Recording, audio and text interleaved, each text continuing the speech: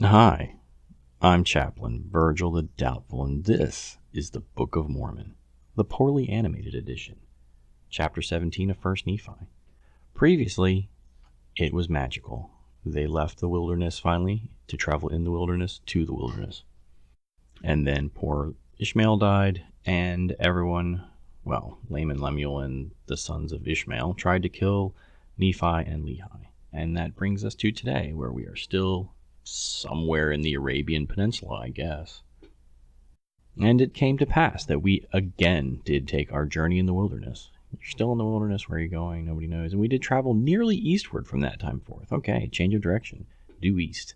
And we did travel and wade through much affliction in the wilderness. And our women did bear children in the wilderness? Wait, what? How long have you been out here? Our women did bear children. Okay, I mean, that's bam. Now, they've been out there for a while. I guess many days really is many, many days. We're talking months, years, centuries, I don't know. Maybe they're still there. And so great were the blessings of the Lord upon us, that while we did live upon raw meat, what? In the wilderness, our women did give plenty of suck for their children. Oh, okay. Wow. And were strong. Yea, even like unto the men. Sure. And they began to bear their journeyings without murmurings. Well, that's good. Why do they have raw meat? Why are they not dying? And thus we see that the commandments of God must be fulfilled. I guess we're seeing that God will help you fulfill them.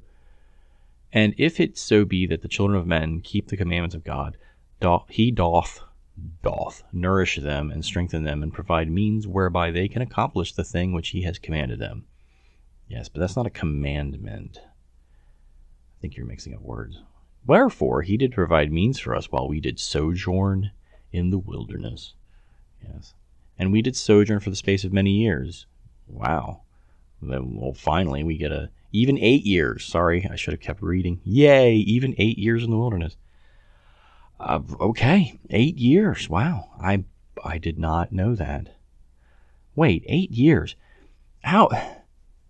You traveled for 3 days and went like 400 kilometers. In 8 years, you could walk around the earth at that pace. And we did come to the land which we called Bountiful. Why are you giving names to these places as you're passing by? If no one is following, are you leaving notes or signs or anything? What is the point? Because of its much fruit and also wild honey. Is there wild honey around? Whatever.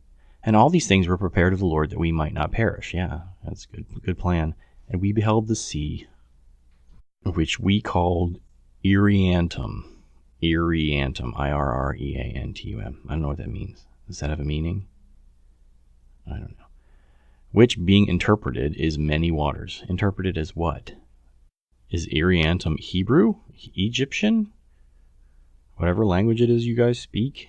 That's very strange. Why are you telling me this? Why didn't you just say it was many waters? Bountiful and many waters. Why is bountiful in an English word? That's clearly not, because you must have translated it from something.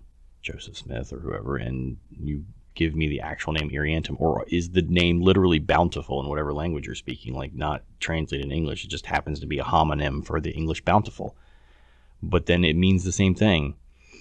Yeah, this confuses and angers me. This is not right. This is not how this works in terms of translating whatever. And it came to pass that we did pitch our tents by the seashore. They sell seashells by the seashore. And notwithstanding that we had suffered many afflictions and much difficulty, well, yeah, except when God showed up and gave you meat and food or whatever, yea, even so much that we cannot write them all. We haven't written any. We were exceedingly rejoiced when we came to the seashore, and we called the place Bountiful because of its much fruit. You already said that. And it came to pass that after I, Nephi, had been in the land of Bountiful for the space of many days. How many days? You gave me 8 years before. You just say it. Is that just a phrasing? Like 40 days and 40 nights really means an unknown number of days? You're just not counting? The voice of the Lord came to me saying, Arise and get thee into the mountain. Into the mountain. And it came to pass that I arose and went up to the mountain and cried unto the Lord. And it came to pass that the Lord spake unto me, saying, Thou shalt construct a ship after the manner which I shall show thee. Now I knew this was coming, so I can't give you an honest reaction, but that I may carry thy people across these waters. What waters? Is this the Pacific Ocean, the Atlantic Ocean? Are we sailing around the Horn, or are we sailing east across the vast Pacific? And I said, Lord, whither shall I go that I may find ore to molten, that I may make tools to construct a ship after the manner which thou hast shown unto me? And it came to pass that the Lord told me whether I should go to find ore. How are you digging up the ore? That I might make tools. And it came to pass that I, Nephi, did make a bellows. Oh, that's very specific. Wherewith to blow the fire of the skins of beasts. And after I'd made the bellows, that I might have wherewith to blow the fire, I did smite stones together that I might make fire. What? That's not how you make fire. For the Lord had not hitherto suffered that we should make much fire. What? As we journeyed in the wilderness, for he said, I will make thy food become sweet, that ye cook it not. And I shall be your light in the wilderness, and I shall prepare the way before you. Wow, there's a miracle I didn't remember. He kept their meats. They're eating raw meat. They're eating raw meat. Wow, and he's lighting the way for them. That's amazing. Those are two miracles you don't often run into in this story, because you're distracted by the fact that he's about to build a boat. Anyway, and I will prepare the way before you, if it so be that ye shall keep my commandments. Wherefore, inasmuch as ye shall keep my commandments, ye shall be led toward the promised land, and ye shall know that it is by me that ye are led. Ye. Yea, and the Lord also said that, after ye have arrived in the promised land, ye shall know that I, the Lord, am God. Is there any doubt at this point? And that I, the Lord, did deliver you from destruction. Yea, that I did bring you out of the land of Jerusalem. Well, they probably won't know that, because if Jerusalem falls, it will be thousands of miles away, and will have no way of knowing. Wherefore, I, Nephi, did strive to keep the commandments of the Lord, and I did exhort my brethren to faithfulness and diligence. And it came to pass that I did make tools of the ore which I did molten out of the rock. What kind of tools, buddy? You mentioned the bellows. Why not be specific here? And when my brethren saw that I was about to build a ship, a ship, for how many people? 30, 40? How many people are you going to put on this boat? They began to murmur against me, saying, Our brother is a fool, for he thinketh that he can build a ship. Yeah, he is a fool.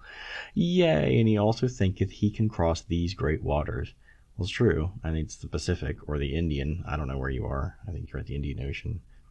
And thus my brethren did complain against me, and were desirous that they might not labor, for they did not believe that I could build a ship. Yeah, I don't either. Neither would they believe that I was instructed of the Lord. And now it came to pass that I, Nephi, was exceedingly sorrowful because of the hardness of their hearts. And now, when they saw that I began to be sorrowful, they were glad in their hearts. Oh, all right, well, not to be jerks about it. Insomuch that they did rejoice over me, saying, Nanny, nanny, boo-boo. No, I'm kidding. We knew that ye could not construct a ship, for we knew that ye were lacking in judgment, probably also lacking in trees. Wherefore thou canst not accomplish so great a work. And thou art like unto our father, led away by the foolish imaginations of his heart. Yea, that he hath led us out of the land of Jerusalem, and we have wandered in the wilderness for these many years, and blah, blah, blah. And our women have toiled, being big with child, and they have borne children in the wilderness. How many children in the wilderness? How many children have you borne? Who had children? All of them? What are their names? What are your children's names? What are your wives' names?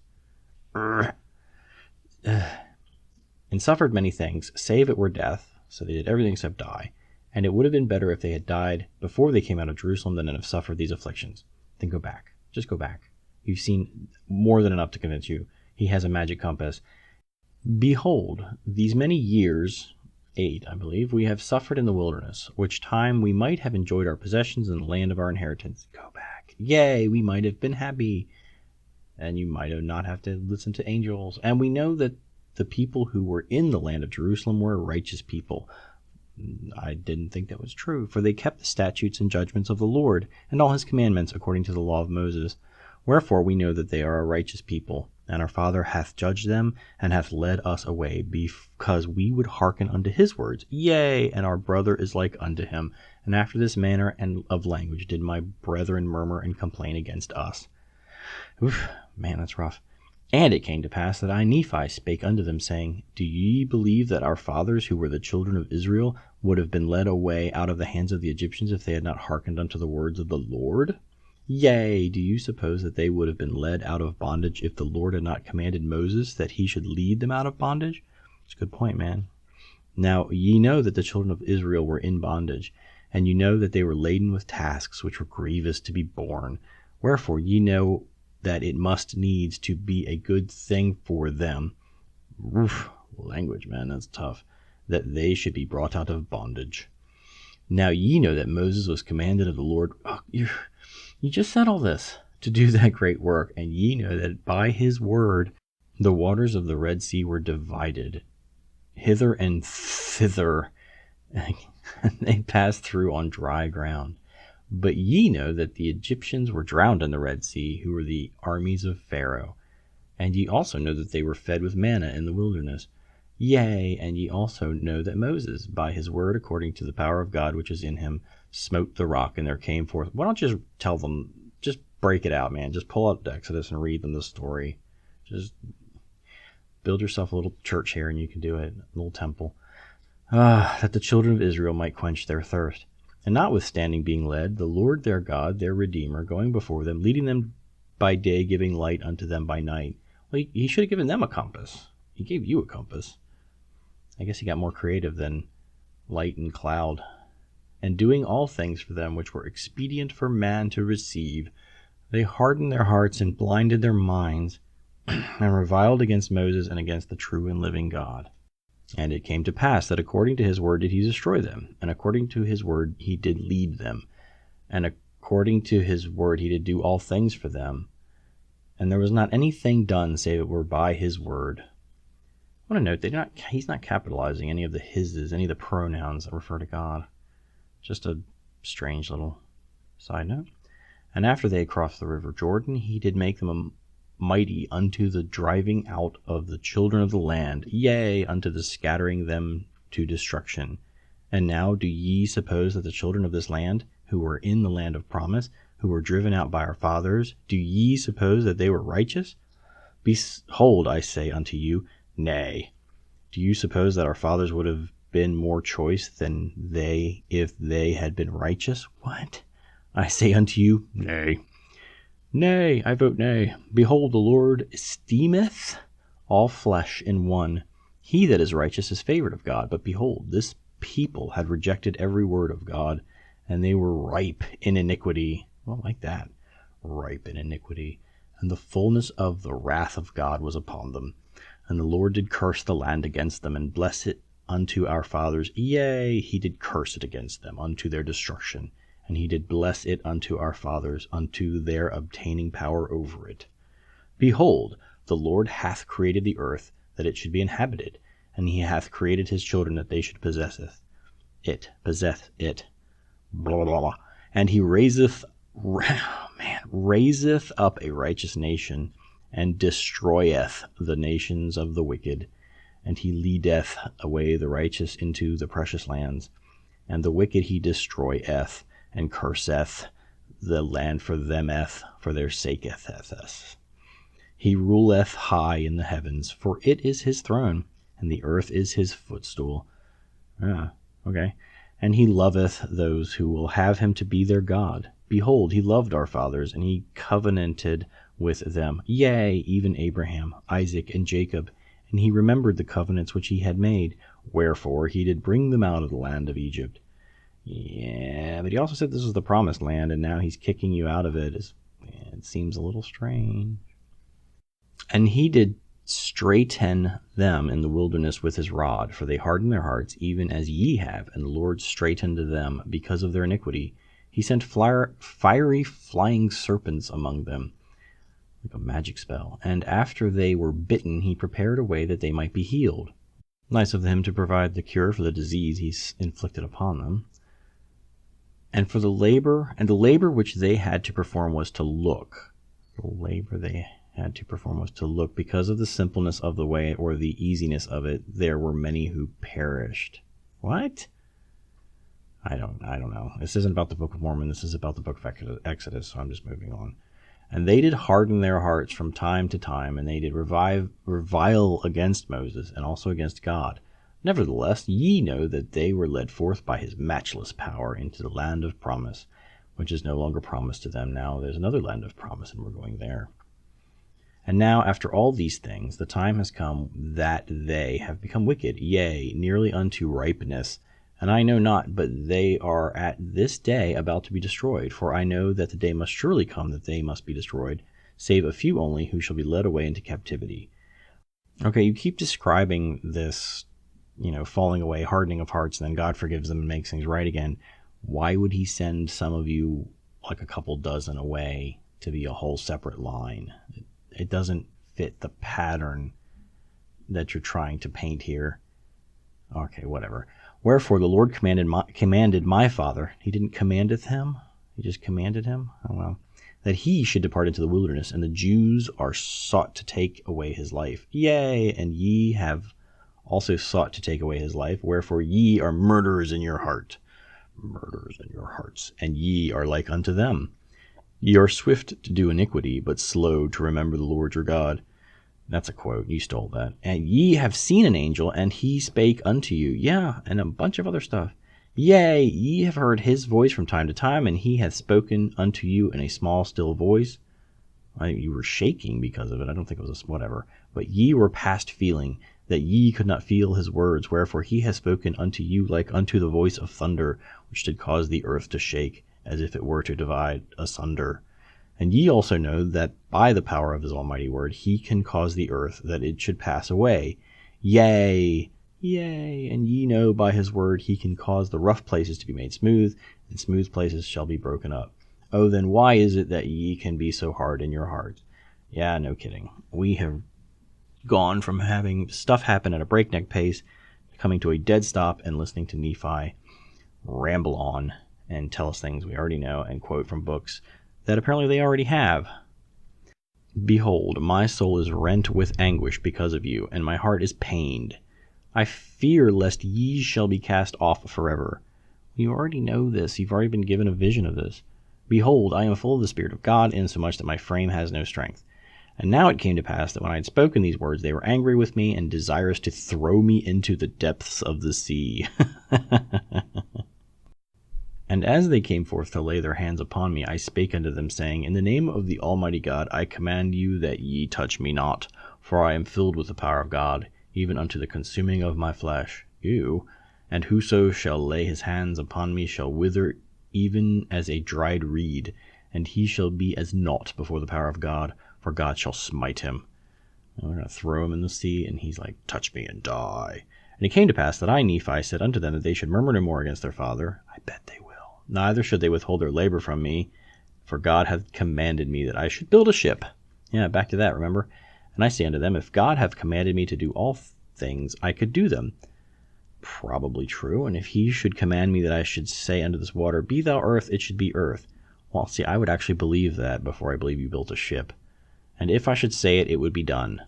And now, if the Lord hath such great power, and has wrought so many miracles among the children of men, how is it he cannot instruct me that I should build a ship? I guess that's true, but you really are lacking the materials more than the skills. And it came to pass that I, Nephi, said many things unto my brethren. Many more, or the many things you've said in this chapter, this endless chapter, insomuch that they were confounded, and could not contend against me. Neither durst they lay their hands upon me, nor touch me with their fingers, even for the space of many days. Are they trying and they can't, or they just don't want to? Whatever. Now they durst not do this, lest they should wither before me, so powerful was the Spirit of God, and thus it had wrought upon them. And it came to pass that the Lord said unto me, Stretch forth thine hand again unto thy brethren, and they shall not wither before thee, but I will shock them, saith the Lord. This I will do, that they may know that I am the Lord their God. He's Emperor Palpatine. And it came to pass that I stretched forth my hand unto my brethren, and they did not wither before me, but the Lord did shake them, even according to the word which he had spoken. Wow. And now they said, We know of a surety that the Lord is with thee. Wait a minute. Write this down. 1 Nephi 17:55, last sentence, or last verse. First sentence.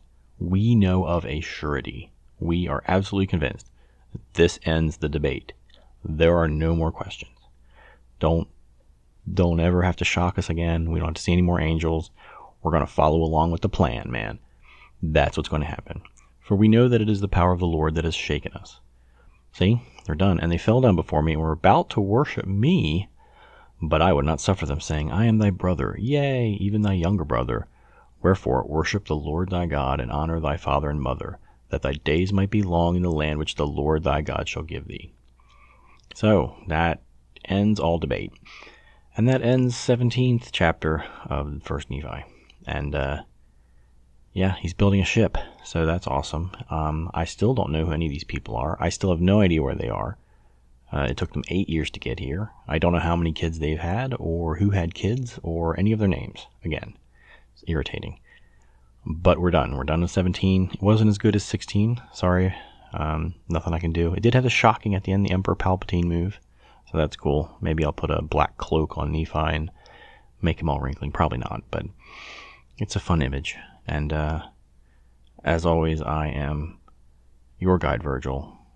Like and subscribe, and I'll see you next week.